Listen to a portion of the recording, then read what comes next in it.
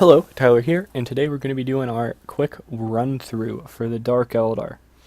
Now this is just going to be a quick guide, just so you know, it's basically, if you haven't played these guys, if you're just getting into them, this is just something, because I know I really like these when I'm doing stuff like this. I'm going to give you a quick rundown of stuff, what the people do, if they're good or not, just stuff like that, Just so if you don't know what's going on, it helps you get a better understanding. Alright. So basically, the Dark Eldar, they're split up into like three main groups: the Cabal, the Witch Cult, the Homunculus Covens. Each of these sort of had their own sort of stuff going on. They have their own units, and basically, you can take these things in the same detachment, but you lose their special obsessions, which is basically like their army-wide special rule for that detachment.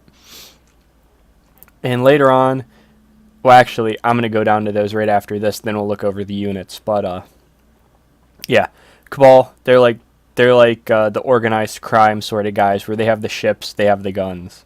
Witch Cult, they're like the gladiator people, so they're mostly fast, really good in melee. Homunculus Covens, they're just the tough guys. They're the tough Frankenstein guys. Alright, so this is just some of their main things. Poisoned weapons. So, the Dark Eldar, one of their main things is a ton of their things, their main infantry gun, all their splinter weapons, have poisoned. So basically, instead of having to wound based on the enemy's toughness, you always wound them on a 4+ if they're not a vehicle. But if they are a vehicle or a Titanic unit, which is basically just going to be Wraith Knights, you wound them on a 6+. Now this is actually a very big improvement over the previous stuff, because before you couldn't even hit vehicles with your shard stuff. With your poison stuff. So hitting on 6+ is better than nothing. And if you just got to shoot stuff down, it's worth a try if you have extra splinter stuff to shoot at them. So it always wounds on a 4+. So really the only time this is worse than a 3+ weapon is a strength 3 weapon is against toughness 2 things, and there's not a ton of those, and it's way better in a lot of instances, like when you're shooting at really tough guys. So this is really good special rule. Okay, now on to their main army-wide special rule, Power from Pain. I think nearly everything has Power from Pain besides like their ships. Like all their vehicles I don't think have Power from Pain, but all the infantry models do.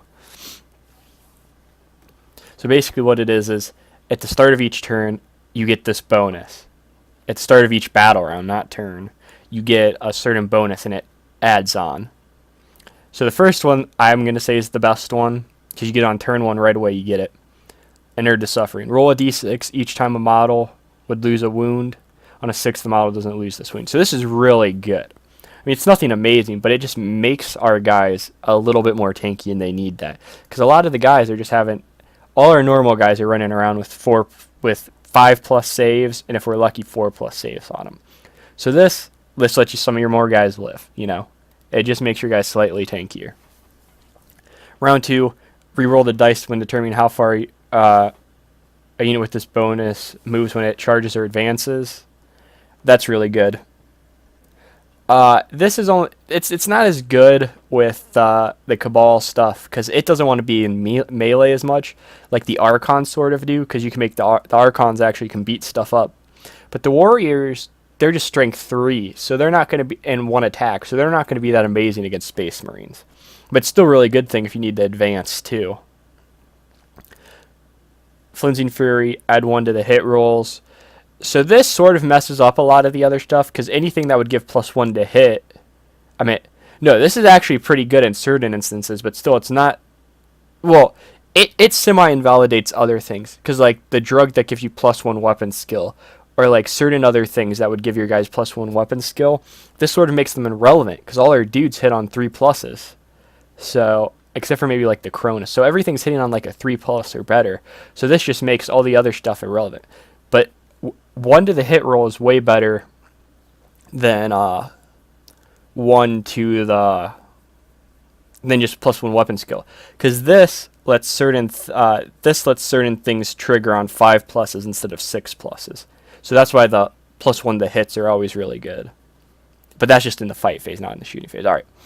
Number 4, Emboldened by Bloodshed. you already automatically place morale test. That's really good, because in the late game, you need, once you and your opponent have traded a lot, all your warriors matter to get the objectives and stuff. So that's really good. And the last one, subtract 1 leadership. I don't like that one very much, because it's already so late in the game, but hey, it's still better. It's the more stuff, the better, you know. Combat drugs. These are awesome. Basically what it is just to play it safe, the way you do it is you either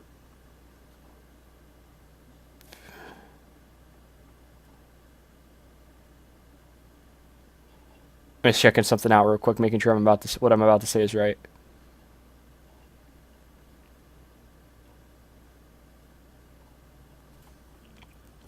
So basically, it's like you can pick, but you gotta go down the list once before you can get anything again, or you can just roll for all of them. I don't think you can mix and match. I wanted it to be that way, but I think you got to pick one or the other. But some of these are really good. The +1 attack, +1 strength, and +1 toughness basically means if you're just running a little patrol of witch stuff, it's going to be tough as heck. Yeah.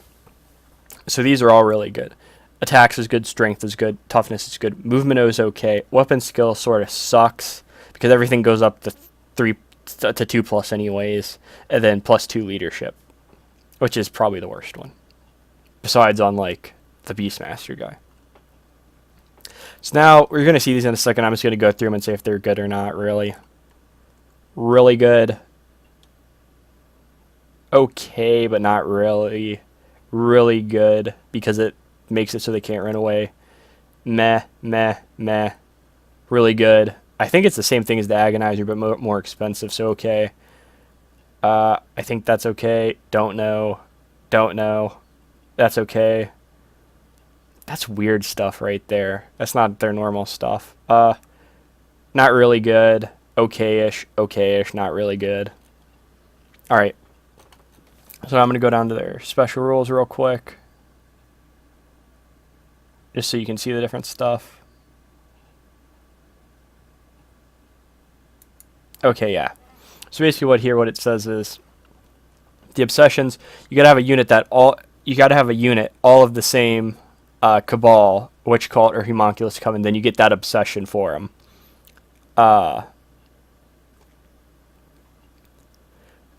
Basically, and the other thing is you can have beasts, incubi, mandrakes, and scourges can be in the Drukhari detachment, and it doesn't mess with any stuff because those guys are just like mercenaries, so you still can get the obsession if they're in it, so that can help you fill stuff out. Okay, now on for the obsessions.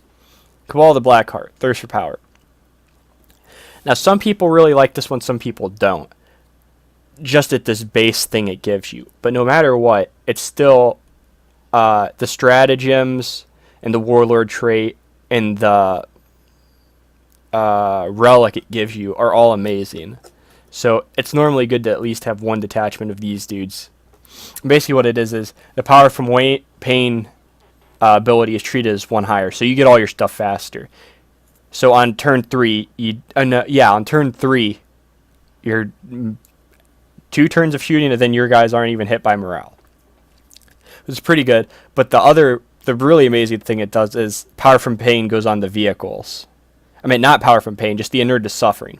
So all your vehicles have the 6+ to ignore wound 2, so that just makes them even tankier. Because our vehicles are paper, but they have good saves, so, you know. I'm going to have to say this one's my favorite. Cabal of the Flayed Skulls. This one's basically run if you want dudes in transports, this is what you do. 3 to the move characteristic of all models with fly. So it's only to their maximum, not their minimum, so it doesn't make them go farther, but this helps with our transports is the main thing it's good for. And then your things that can fly, the things that can fly are the dudes in the things that can fly.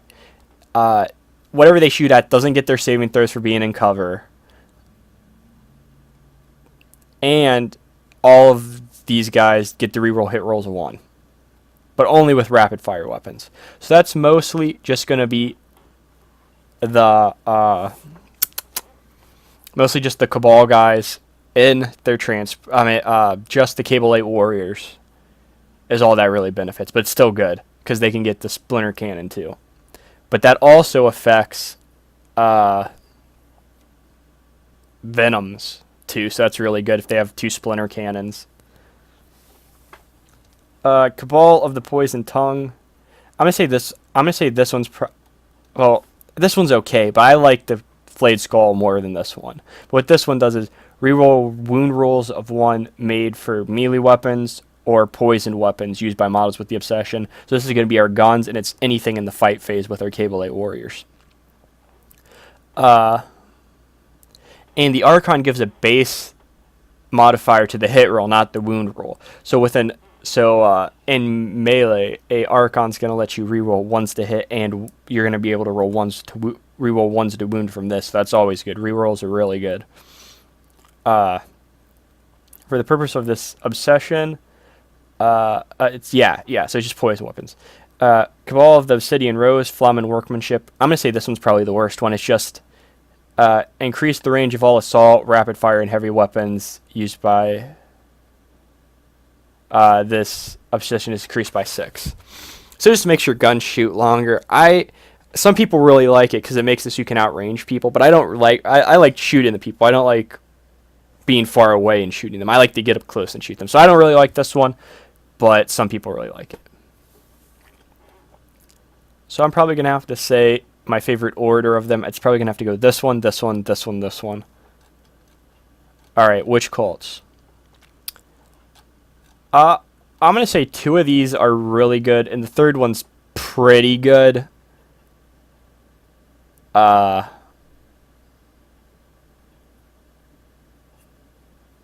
basically what it does is, 3.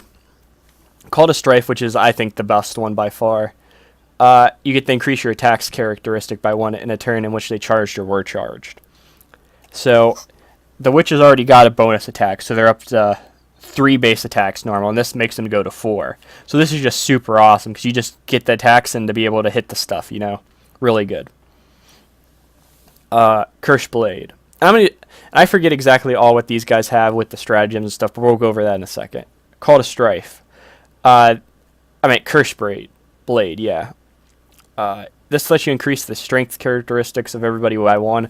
Really good on witches. They go up to 4 or 5 with some of their special weapons. Helps the succubus with the Archite's Glaive. It goes up to 6, I think. So, it's a good one, too. And it basically makes them be immune to morale tests, which is really awesome. Then Cult of the Red Grief. They get to advance and charge in the same turn, and you can reroll failed charge rolls. So that's only good early game, but it's still a nice addition.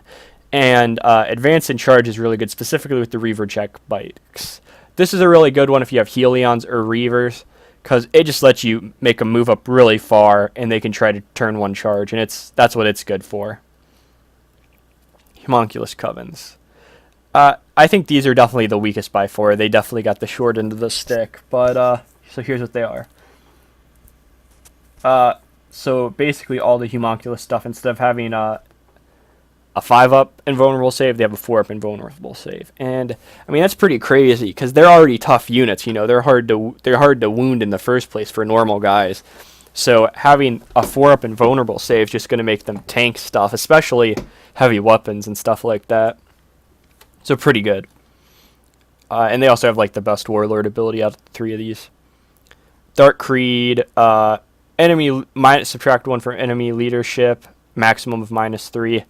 I think this one's probably the weakest, just because I don't really think the leadership shenanigans is worth it all the time. There's a lot of times where it's just worthless, so I think the other 2 are better, but it depends. You can really build around it. Third one, Coven at 12. So melee weapons go up by the AP goes up by 1. So -1 to -2 or -2 to -3. So this is pretty good. It just minus AP is always amazing. Stratagems. I'm just gonna skip the ones that aren't really good. Webway Portal. 2 infantry, beast, or biker. For 1 CP, you can put one unit that's just like infantry, biker, beast unit onto the battlefield. 3 CP, you get to put 2 down. So it's pretty good. Just a massive blob of Hellions or a massive blob of warriors or witches right by the enemy. That's what it's really good for. Alliance of Agony. this is probably one of the best ones almost. So basically, I mean, there's the stupid rule, so you can't have a bunch of detachments. So that really screws us up, and I don't think they're going to change it. But if we could actually do that and have a bunch of detachments, it would be way better. But basically what it is if you have a detachment of Cabal, a detachment of Witches, and a detachment of Succubi, Witch Cult dudes, basically one Homunculus and one Succubus also gets a Warlord trait for just 1 CP.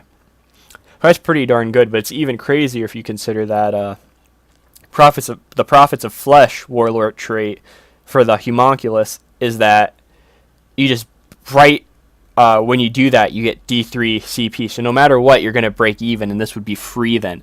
But you have the chance of even getting 2 more CP, so it's really good. And having a Archon with the Archon Warlord traits and the Succubus ones are both really good. So it's nice to be able to have them. And the thing is, even if you don't have a Homunculus, or it'd be worth it just to do it to get the Succubus a Warlord trait too, I think. But it just depends on how you want to play it. Architects of Pain. So that just makes their power from pain go up for 1 turn for 1 CP. Mortal Wounds on a vehicle, -1 to hit on your guys for 2 CP. This one's really good. 1 CP, you get an extra artifact. 3 CP, you get 2 more. Their artifacts are pretty good overall, so that's pretty nice. Mortal Wounds if your guys fly over people. Regain wounds on the Homunculus stuff. Your guys get the move after shooting. Oh, this one's pretty good. I hadn't seen this one. Your guys can fall back and then still shoot and charge.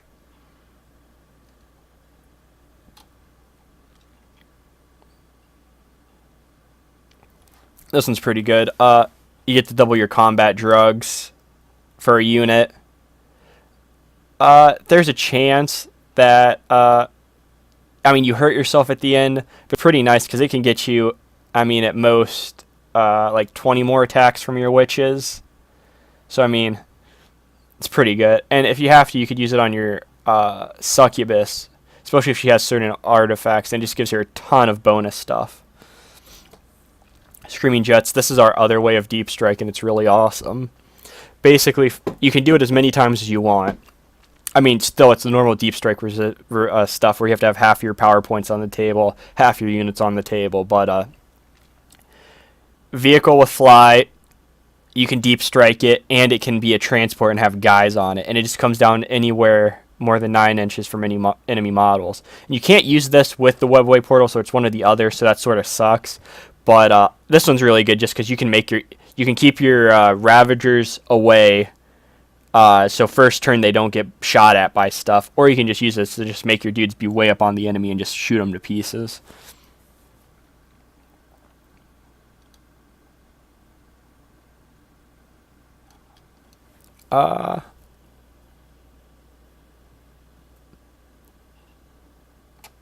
Benefit from cover, they get an extra to their save. These 2 are cool, but I'm just going over the good ones. This one, all units get -1 leadership if you kill the enemy warlord in the fight phase. Soul Trap. Archon kills an enemy character in the fight phase. It gains an attack and a strength for the rest of the battle. Agents of Vec. This is the one that makes everybody poop their pants. Now listen to this. So basically, 3 CP. You got to have the Blackheart Cabal though, but this is super awesome. So after the opponent uses their CP to use a stratagem, you got to roll a d6. On a 1, it just goes off, which downside of course. 2 to 5, it's refunded, but they can't use that stratagem, so you just denied them it. They get their CP back, but they don't get to use their stratagem then. So that's already awesome. But on a 6, their CPs just die, and they don't get to do it. But you can't do it before the battle or during deployment. So basically what this does is you can just wreck your opponent with it. If they have to do a very certain thing, like reroll a save roll, use one of their fancy stratagems, this just says no. And the nice thing is if you have the Cabal of the Blackheart Warlord traits on a 6, whenever a CP is spent, on a 6 you gain that back. So there's a 50% chance this one only costs like 2 points. I mean, it's a pretty good one. Poison Tongue one's out pretty good too. Just let you redeploy 3 of your guys for 2 CP. Failure is not an option. This is a really good stratagem. So if your dudes would fail a morale test, you actually get to shoot with them. Or make one single close combat attack, but it's mostly the shoot part. So basically, if you kill any models, none of your dudes flee. So basically, if you have a giant unit with like 2 Dark Lances and 4 Blasters, and they kill half your guys, you're probably going to fail it. But then instead of your dudes fleeing, you just get to make an extra attack that just wrecks things. So it's really good. Flayed Skull one's really good. Shooting Phase. Add 1 to the hit rolls for units attacks that target enemy units that can fly.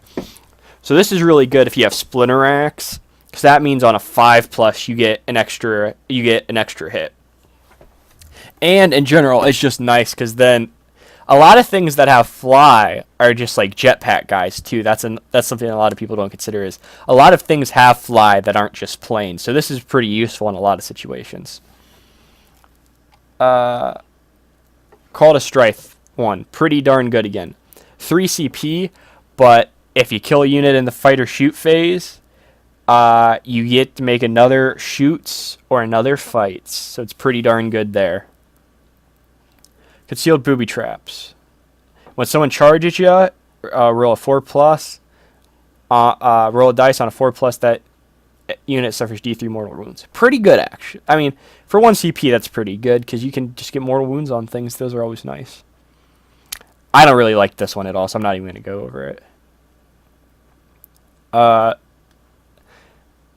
This one, Prophets of Flit Stratagem. Basically, it's like the Tide of Traitor Stratagem, but you get to do with your racks. So you pick a unit of racks up, and as long as it had 1 guy left, it comes back with however many people it had at the start. So probably it's going to go from 1 to 10 then. But you have to set it up within 6 of the edge of the battlefield and 9 from enemy models. So it's pretty good. I think it would be way better if you could actually have more than 10 racks in a squad. Because, I mean, it's like, that's not that amazing. Then they only have one health. But I don't know. We'll have to see. I haven't got to play with it yet. This one's really awesome. Dark Creed Stratagem. Basically, you get to snipe characters with a set of models. So 3 Talos with Heat Lances. Well, yes, they can shoot your character. Pretty cool. This one just lets you shoot into combat. Coven of 12. It's not really that good. Okay, on to the artifacts. First one, Parasite's Kiss. Not really that good. I mean, it's okay, but it's not that good. This one's awesome. So basically, the June Blade's the really good knife for the Archons, and basically what it does is +1 strength, he goes up to 4 strength, I think. -3 AP, D3 wounds, but it lets him make 2 more attacks, so he has a ton of attacks then. There's a chance he suffers a mortal wound, but it's not a big deal. This one's also really good. You get to deny 1 psychic power. If you deny it, the enemy takes Perils of the Warp. Really good one. Nightmare Doll. So basically, just instead of having a 6 chance of not taking the wound, you have a 4 chance on a Homunculus. Okay, but it's not really that amazing. This thing sucks. This thing's okay. The only reason you really want to do it, the only thing this thing's really good for, though, is Call to Strife. Warlord trait where they get 3 attacks on a 6+. This just gives you more attacks, and you don't have the minus hit for the glaive. So then you just get a bunch of attacks from it. That's the one thing it's good for. Ray of Living Muse. This thing's awesome. Basically, Cabal of the Blackheart Archon. All friendly units within 6 of them get to reroll 1 to wound. So you just have this guy, and you have some Ravagers, right? And then the Ravagers just get to reroll their 1s to hit and to wound. And that's not even saying you can just have this guy anywhere, and he's awesome. Because he just buffs all your Blackheart guys. Soul Seeker, Poison Tongue. This thing is awesome. The only problem is it is the Poison Tongue, so you'd have to run them in particular sort of to get this, but it's pretty good. Wounds on a 2+. Can hit enemy characters, even if they're not the closest, and there's no saving throws for being in cover. And they don't have to be visible, so you can just snipe dudes from anywhere, and it has a really big range for a pistol. And it even has -1 AP. Armor of Misery. 3+ save characteristic, -1 the hit rolls in the fight phase. Okay, but not really that awesome. Obsidian Veil. When he fails an invulnerable save, he gets a 4+ invulnerable save instead of the 2+1 he had. I think this one sucks, really. It's not that good. The Husk is better. Close Rift Succubus only. Roll a d6 at the start of each battle round, and you get another combat drug. I mean, it's pretty good. It's not that amazing, though, because you can just get garbage. But, I mean, if you get extra attack, extra strength, that's really awesome. Trader's Embrace, pretty good. When your Succubus dies on a 2+, the unit that kills it suffers d6 mortal wounds. And, I mean, that's a decent amount, so that's pretty good. Bloodglaive. This thing is awesome. Literally, the only reason it's bad is because it's the Red Grief. And I don't want to run Red Grief, so it sucks. Especially since you can only have 3 detachments. So this is awful. But I really like it, so that's why I'm so sad. So you get +3 strength and -3 AP and no -1 to hit. So this thing just wrecks. I mean, you can have a Succubus with 7 strength then, and that's killing everything but hitting everything but Leman Russ is on a 4+, you know. It's pretty darn good. But actually, no. I mean, you'd have to use other stuff to get the extra strength, but it doesn't matter. It's really good if you're running these guys. This thing is freaking awesome. So at the start of the fight phase, pick an enemy unit within 6. It fights last no matter what. That's already amazing. Second, this thing just gets the charge and no Overwatch gets fired into it. So all your other dudes can just charge in after him for free with no Overwatch. The Spirit Sting pistol, it's okay, but it's not that amazing. Flensing Blade. So basically, it's not that amazing either. Okay, time for the Warlord traits. So these are just their base ones. Reroll failed wound rolls for this Warlord. Not that amazing. Soul Thirst. Add 1 to this Warlord's attack characteristic. Not that amazing. Ancient Evil. This one's sort of okay. See, these ones, the only problem is there's things that already do what they do in the Warlord traits for the specific thing. So that's why I don't like them as much. When doing morale, you must roll an extra dice when a unit within 3 of the Warlord. So you basically have to be fighting with them almost. So your Succubus always fights first. Okay. Schematic. This one's pretty good.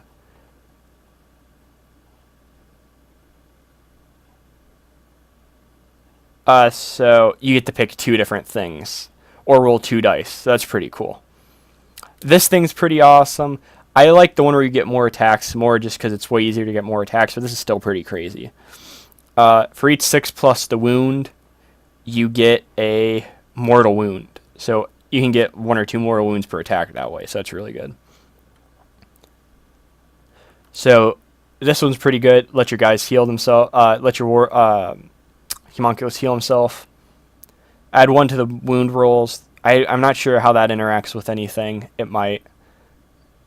This one's pretty good. Reroll inner to suffering rolls of 1 for friendly Coven mobs. Well, it's not that amazing, but it still gives you a chance to save those wounds. Okay, now on to the certain faction ones. All right, this one, awesome. That's the one where whenever CPGs roll d6 on a 6, you get it back. This one just lets it so your guys get to use your leadership. The Archon's leadership. Not that amazing, but it's okay. But it's not really that good. Increase the damage characteristics of weapons used by this warlord by 1. Give him a blaster and give him a husk blade and see what happens. He's just going to be doing tons of damage. Flayed Skull. This one's pretty cool. The strength and attacks of your Archon go up by 1 in any turn they charged. So use this, use the husk blade, and that Archon is just going to be cutting people down. He's going to have so many attacks and he's going to be really strong. Blood Dancer. This is probably my favorite warlord trait just because I like this stuff where you get the extra hits. So on turn 3 on whichever turn you get the bonus to hit, you get on a 5+, since you get the +1 to hit, on a roll of a 5+, you get 3 hits instead of 1. So that's just awesome. Red Grief, they get the Lilith save then, where they have a 3-up invulnerable save, and I mean that's pretty okay. Curse Blade, saving throw of 6, they take the enemy takes a mortal wound, not that amazing. So once per battle, you get to reroll a single thing for your warlord. That's okay, but the main reason is you get D3 extra command points. Roll D6 for each enemy model within 3 of your warlord to start the fight phase. There's a chance it suffers a mortal wound. And then this one's reduce all damage inflicted to your warlord by 1. So that one's Okay, points, values. I think that's all the stuff of that stuff. Alright, now we're going to look at the dudes real quick. I'm going to go through their stuff. I know this is a long arse video, but you just gotta bear with me. This is just going to be the one video I'm going to make on these guys right now. So it's going to be a little long. But this is just the thing, so people can watch it and they can just get their stuff together and know what's going on. Okay, Archon. I'm going to check this real quick just to make sure my mic's still working, which it is. Okay. Archon. Made him go up in points. He's basically going to be at least 72 points now, so that's a decent amount, but I mean, they made him better. He's a tough cookie. So, 2+ weapon skill, ballistic skill, awesome. Only 3 strength, only 3 toughness, meh. But he has 5 wounds and 5 attacks and 9 leadership. 5+ save, but he has a 2+ invulnerable save that he loses when he misses it. But there's a lot of stuff that does it if you want him to have better armor when it goes away. And all friendly Cabal dudes within 1 get the reroll hit. Within 6 get the reroll hit rolls of 1. So awesome, and he has power from pain. He can take a Huskblade, Agonizer, Power Sword. Well, it's basically you're either going to want to do Huskblade or Agonizer, really. Or if you just want a cheap guy that's not going to do anything, just do the Venom Blade for, since it's only 2 points, it's the cheapest. But yeah, no, and he can take a Blaster from the Index. So, I mean, he's a good guy all around. Good in melee, good in shooting, buffs your guys, he's cool. Just a little expensive. Yeah, this guy sucks. He's too much points, but so he's strength 4 and toughness 4. So Space Marine stuff 5. He has less base attacks than the Archon. Okay, but no, what he does is he gets to pick how he does it when he fights. So he can go up to 8, and so he can make 8 attacks a turn with the dual blades, or just 4 with the single blades. He has a 5+ invulnerable save, but if he charges, he gets to fight an extra time. So you can actually have 16 attacks with them. Then he has other silly stuff, but it's not really that useful. Lilith Hesperex. Pretty cool cat. I mean, it's nice that... I'm happy they didn't take all of our named characters away. We still have 2, you know. But, 2 named characters out of how many? Oh, no, 3. 3. I'm stupid. 3. Because of Drazzer, yeah. So she sort of sucks by being limited by what weapons she can have. Like the penetrating blade is good, but she's so weak. She should sort of benefit if she could take the archetype glaive, you know. Penetrating blade is good if she keeps both of them, which she really should. There's not really that much of a reason to take an impaler. You get 5, 6, 7, 8 attacks overall. And you can have up to 9 if you use her elite natural perfection to make her have an extra attack. But yeah, nope. Hooks and barbs, just strength 3 base, but you get 2 attacks with it. Penetrating blades, you get 2 of them. They have an amazing AP, but she has so low strength. They're mostly just good against low toughness things. So you get to reroll all failed hit and wound rolls made with her that target enemy characters. Just like the Norman Succubus, all witch cult things within 6 get the reroll hit rolls of 1, 3+ invuln save, and that no escape roll, which is awesome. It basically just says you gotta, whenever an infantry unit that the witches are in with wants to fall back, you and the opponent both roll a dice, and if you tie or beat them, I think. Yeah, no, they have to win for them to be able to fall back. So you can make tar pits out of these guys pretty good. Succubus. Awesome thing. Only 50 points. Really amazing. I think, at least. Agonizer, Archetype Glaive. So you can't get rid of the Glaive, but it's free. The Agonizer's not free. But if you want to get rid of it, just give it a Splinter Pistol. And it can take any of the normal Witch items, too. And there's a couple of them that are good that you could possibly consider. But it gives the rerolls to hit. It has a 4+ invuln save, and it has the no escape. And it's just really cool. Really good guy. I like him. Blast Pistol's good on him. Agonizer's good on everybody, I think. Archetype Glaive's pretty good. You get the -1 to hit, so don't... So you're not going to be wanting using that if you have, like, the Blood Dancer thing, but still. Strength 5 on them is really nice, because then you're wounding a lot of things on 4s or 3s. And if you take the thing for strength, it goes up to 6, and that's just nice. Urian Rakarth. He's not bad, but he's not amazing either. None of his weapons really do that much. Good thing he has, though, is he adds 1 to the strength and leadership of Prophets of Flesh. But the main thing is he adds 1 to the strength, and he makes them, and he adds 1 to their toughness. So that's the main thing he does, is he adds the strength. And he takes half damage from everything. So, I mean, and a 4-up and 1 save, so he's pretty cool. Homunculus, I haven't messed around with them as much, but they're pretty good. 5-up or 4-up invuln save, depending on what you pick. Add 1 to the toughness of all the Coven guys around them. You can take some of the random other items. None of them are super amazing, though, I don't think. And that's going to be sort of biased on the Coven guys, but, you know, look into them yourself, too. See if you'll like them. Cab Warriors. Awesome, awesome unit. I love them. Only 6 freaking points. They're fast. Amazing ballistic skill and weapon skill.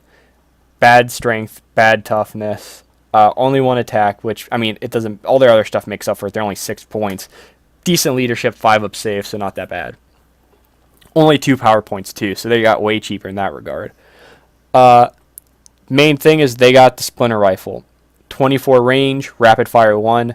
Poison, so it always hits on a 4+ to wound. I mean, it always wounds on a 4+. So the main things these guys do is they get good special weapons. So every 10 dudes in the unit, 1 Cabalite may replace their Splinter Rifle with Splinter Cannon or Dark Lance. Dark Lance, awesome gun, but they buffed the Blaster, so the Dark Lance isn't as special now. And Splinter Cannon's good, because that just gives you more shots. For every 5 models, they can get a Shredder or Blaster. Shredder's really good against infantry. Blaster's just a shorter range Dark Lance. So, I mean, no matter what, I'd say if you're running these guys in the gunboat, which is just 10 of these guys and a Raider, I would say just take 2 Blasters, just because that's so powerful. Because you have 3, like, of the best standard anti-tank guns you're going to get, really. Yeah, but Blaster, it's assault, but only range 18, but strength 8, which hits, I think, every normal thing in the game is toughness 8 or less. So you're hitting everything on a 4+ or less. -4 AP, so invuln saves, basically, and then a D6. Dark Lance, same thing, but heavy, except for on vehicles, it's not heavy. Shredder, just goofy stuff. Alright, witches. So these are the close combat troop choice. Even faster with the 8 move. Same weapon skill, ballistic skill, strength, toughness, wounds. But they have 2 attacks, and with their base weapon, they get 3 attacks. But they only have a 6-up save. But the thing is, they have a 6-up invulnerable save and a 4-up invulnerable save in the fight phase. So that 4-up in the fight phase is amazing for just an 8-point model. They have the no escape thing, so they just run into infantry models and the infantry can't get away. So they have so this is their normal thing. I mean, they're only strength 3, but you can make the thing that makes them go up in strength or go up in attacks, and both of those make these guys really powerful. Just real quick, I'm not going to go show it, but there are 2 special weapons, because if you take 10, you get 3 special weapons. The 2 good ones are Shardnet and Impaler, because it makes it so I think you gain a strength and a minus AP, but your opponent only gets a D3 if they want to fall back. So basically, it makes it so they can't fall back. It really lowers their odds of winning. And the other one is the you know, I'm just gonna go show them because I forget what it is called. 93 starts with a D. Or I guess not. Hydra Gauntlets is what it's called. So minus 1 AP, but it gets to make an extra attack and it gets to reroll failed wound rolls. So that's really good because they're only strength 3, so they're gonna need those the wound rolls. Yeah, so those guys are really cool. Problem is if they're just foot slogging it, they're gonna get eviscerated. They're just gonna get shot to pieces with only a 6-up save and toughness 3. So basically, you gotta have them in a transport or something or deep strike them. You know, you gotta get lucky. Racks. 9 points a model, but these guys are tanky as heck with the homunculus. So 5-up or 4-up invul and save, and toughness 5. They're just good, and they get 2 attacks. They always wound on a 4+, hit on a 3+, and they're not even slow. They have a 7 walk too. They made this so that you can only possibly get 1 mortal wound, but it's still okay, and that's just a flamer, and it's not that amazing. But they're okay. They're just the Coven's troop choice, and they're definitely the worst one. But I mean, they're just very tanky troops. Lamian, not that amazing. I mean, they're okay, but it's just another point your enemy can get. But I mean, the good thing is mortal wound on a 4+ in combat, and you can put. Well, no, the one thing they're good for is if you're putting your HQs and Venoms, always take a couple of these guys or a couple Urgles. 15 points. And it makes sure that your Warlord or your HQ choice isn't going to die on a 1 if their transport dies. So they're really good fodder for that. Medusae, these guys aren't that amazing. Slith, they're pretty good. Can protect the Archon. Very tough, very strong. Good shots. Good melee. They're still a little expensive, but they're good. Urgul, I love this guy. He's garbage, though. He's not very good. But he just runs in and slaps things, and he's just a really fun thing. And I have a cool converted one, so I like these guys. I rate this guy very high, but he's not good, so don't take him. I mean, you can take him, because, like I said, the main thing him and the Lamian are good for is put them in the Venoms, or, yeah, mostly just put them in the Venoms with your HQ, so when it goes down, one of these guys dies instead of your guys. Incubi. A lot of people like these guys. I don't like them that much, but I think they definitely are better now. I think they're really good. I don't want to say really good, but they're pretty solid because they're like our only thing with a 3-up save base, you know. That's a choice of anything. So basically what it is these are just knifey stabby guys, emo knifey stabby guys. But so 3+ weapon skill, 3+ ballistic skill. This guy's a 2+ weapon skill, 3 attacks, 4 attacks. The Clavix has 2 wounds. Really good weapon though, Clave. So they're strength 4, -3 AP 1. But yeah, no, that's a lot. For just the base unit of 5 guys, you're going to get 12, 16 attacks. So, I mean, that's pretty good for just that many guys. And, I mean, they're going to be hitting pretty nice. When your Clavex, when he makes a wound roll of 6, it becomes damage 3. So that's pretty good. Mandrakes. Now, I don't know how true this is, but I heard somebody say that these guys had, like, the best damage per points of any model in the army. And they're not super amazing, but this was one of those units where, just like the witches, even though I didn't say this, these guys were like one of the worst units in the game. Like, people actively made fun of these guys for being so bad in the previous editions. Like, these guys were like just the worst, but now they're freaking awesome. 16 points a dude, so pretty expensive, but they do special things. So strength 4, I even forgot about that. Hitting on 3s, moving on 8s, good strength, bad toughness, only 1 wound, but they have the 3 attacks and the 4 attacks. 7-up save.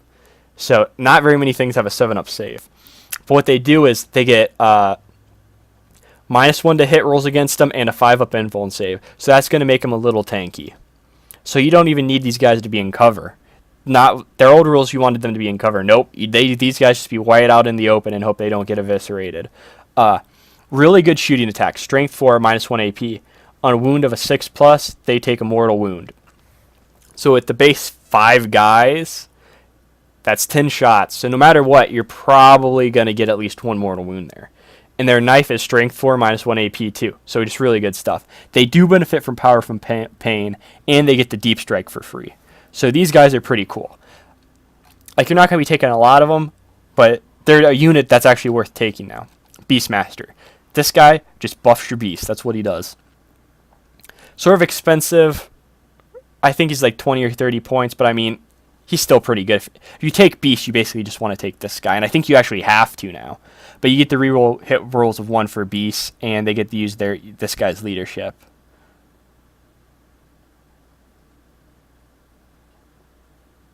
Oh, and you actually have to take the beast if you want to take the Beastmaster. Okay. And he can't have a warlord trait. Don't know why he would have one though. Grotesques. So these are one of those things where before, when they were showing spoilers of this, they're like, oh, grotesques went up in points. No, they actually went down in points, and they went up in wounds. So these guys are awesome. So basically, these are your guys who are just like your Terminators, right? But these guys are even better than Terminator. Well, that's a stretch, but so basically, these guys are just tanky as heck. They're probably going to be strength. They're probably going to be toughness 6 if you got a homunculus around, which you should. 4 wounds, 6 up save. But the thing is, they have a 5 up or 4 up invul and save. And they got good knives. You can have them replace their monstrous cleavers with liquefire guns. It's not normally worth it because the liquefire guns are pretty expensive, and the monstrous cleaver, if you have 2 of them, you get 5 attacks then. And these things are either going to be strength 5 or 6 and -2 or -3 AP. So they'll just eat through things. They're very good. Not the best against like tanks maybe, but everything besides that it kills. So these next few things are all the things that go with the Beastmasters. Clawed Fiend. He's like 30 points, but he's strong, and he's tough, and he's got a few wounds. Not a very good save, though, but he just beats the crap out of things. And if it's angry, it gets an extra attack. Chimera. These guys are 10 points apiece. Good weapon skill, better than the Clawed Fiend even. Good toughness, good strength, 5 up invul and save. They're actually like demon dudes, funny enough. But yeah, I mean, they're pretty good, but they get wrecked. And they have a good move. All these guys have good moves. Razorwing Flux. These things, when the index came out, these things were OP as heck. They've nerfed them, though. They made them more expensive. But low strength and toughness, but they have a lot of wounds and a lot of attacks. Reavers. These things they made better. Made them way cheaper, and that's mostly what they did, but that's what they needed. So very heckin' fast. 18 move, crazy. And when they advance, they get just an extra 8. So these things can be across the board and charging with the red stripe, with the advance and charge thing. So basically, each dude has a splinter rifle and blade veins. Oh, a splinter pistol. So if they're in combat, they can use that. But got the splinter rifle and blade veins. For every 3 models, one gets a Heat Lance or Blaster. Blaster's normally better all around, but Heat Lance is good against very certain things, which is mostly just enemy characters, really. But kills Terminators. The Blaster kills vehicles, too. So, I mean, it's really up to what you think you're going to fight.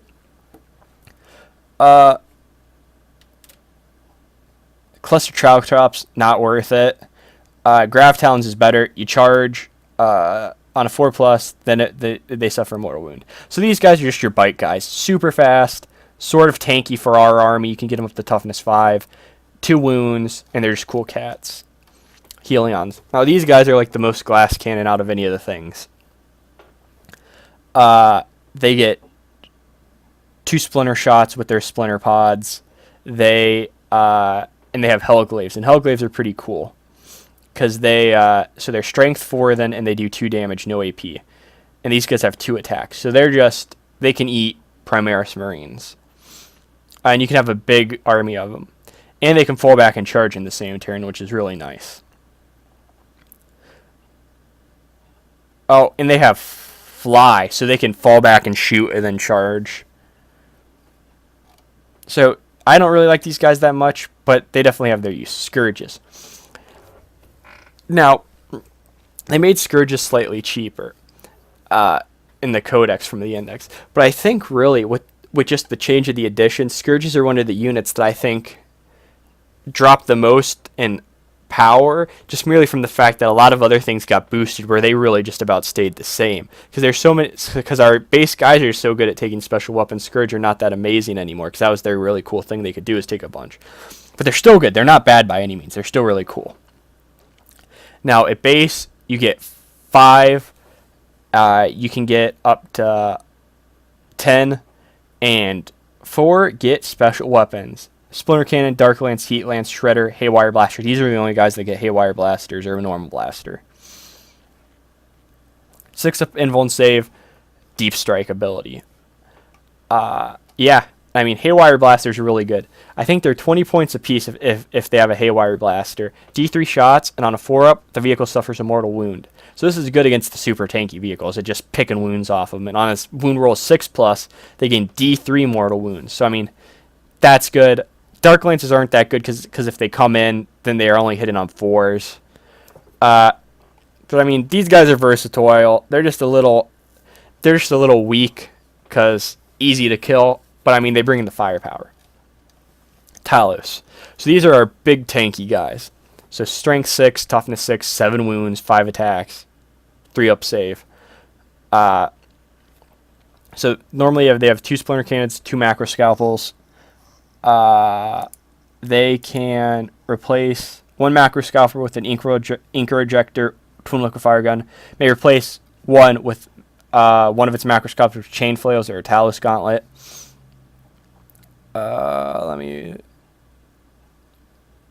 So basically, either you're going to want to replace one of them with a twin liquefier gun. The other thing is not that good. Twin liquefier gun's really expensive, and it doesn't do a ton. But I mean, it can kill horde stuff okay.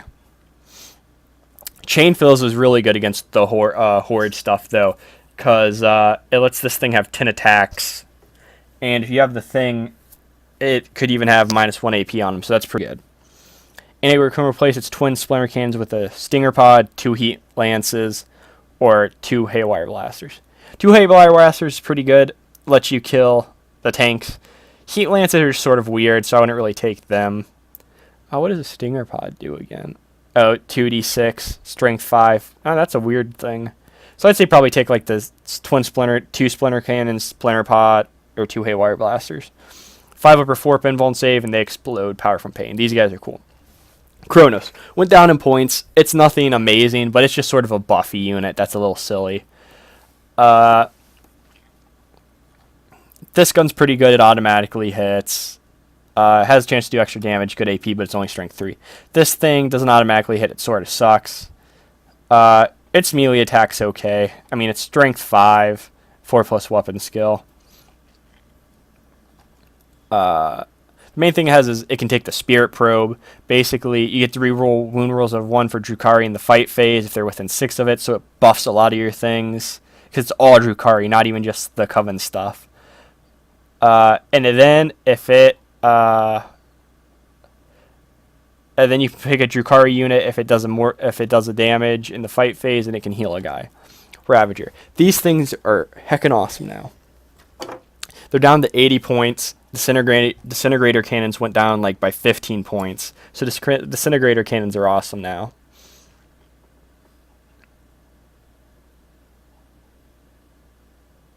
And basically, you can mix and match however you want between disintegrator cannons and dark lance, but you have to have 3 things in total. So, I mean, you really can mix and match and still be awesome now. Like 2 dark lance and a disintegrator cannon is pretty awesome. So 5 up invuln save against shooting attacks, awesome. Strength 6, which is not very good.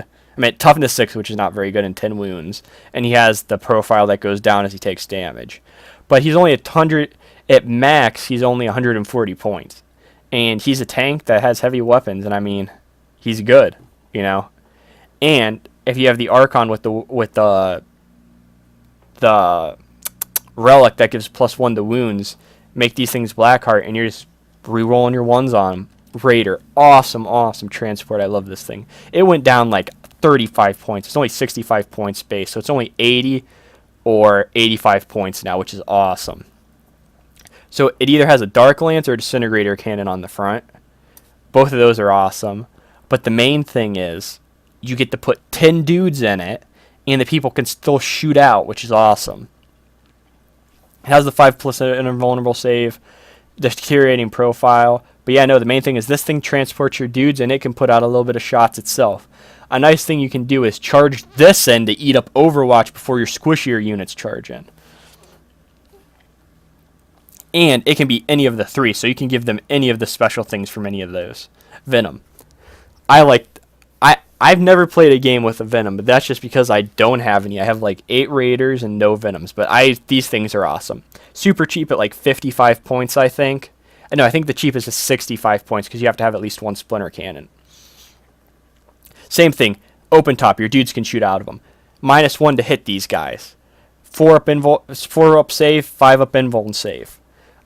It doesn't deteriorate, but it's only strength. It's only toughness 5, and it only has 6 wounds. But it moves fast at 16, and it's just all around good. It can put out some anti-infantry stuff, and the dudes in it can just be shooting.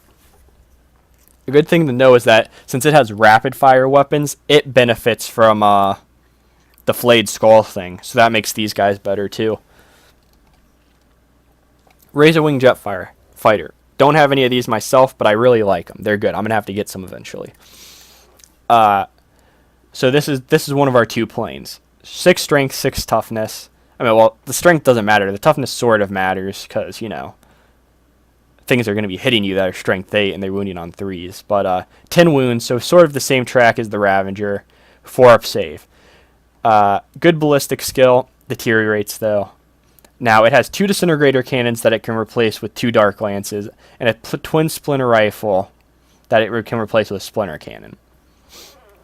And then it also has Razor Wing Missiles. So going through real quick. Dark Lance or Disintegrator Cannon, both are good on this.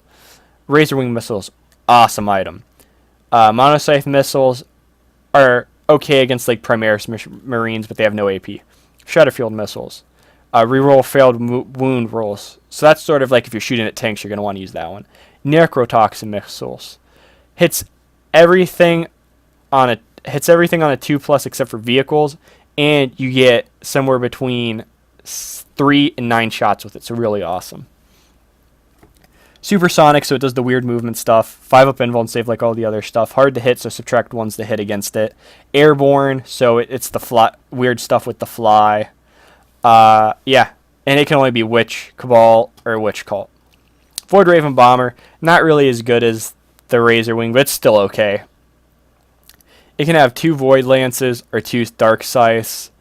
Void Lance is just a Dark Lance with Strength 9, but I mean, Strength 9 means you hit like everything in the game on a 3+, so that's pretty good. But it only has a 3-up ballistic skill, not a 4-up, so I mean, Dark Scythe, like a Dark Lance, but you get D3 shots, but it only does D3 damage. But it's still pretty darn good, I think. Then it can take Void Raven Missiles, both of them are pretty good.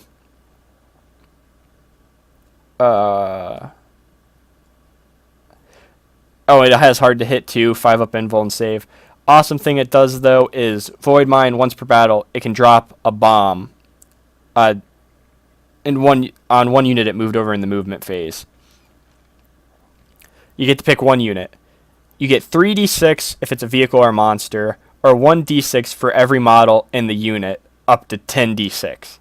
So either you get, yeah.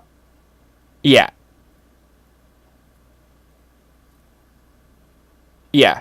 So basically, on a roll of a 3+, that unit suffers a mortal wound. So a big unit of guys, you can get a lot of mortal wounds. Even a thing of a small unit of elite guys, you can really wreck with that. So yeah, that's really awesome. The problem is it's a little expensive, and it's sort of outclassed for the Razor Wing just because it's cheaper, but I mean, it's still okay. Oh, and that's all of our stuff. Yeah, so that was just a quick rundown of the things, how they work, you know. Yeah, so thank you for watching, and I'm going to be doing more of the Trader Guard stuff, but I just had to crank this out. I knew this was going to be what we needed. So, yeah. Thanks for watching, and let me know how much you like it.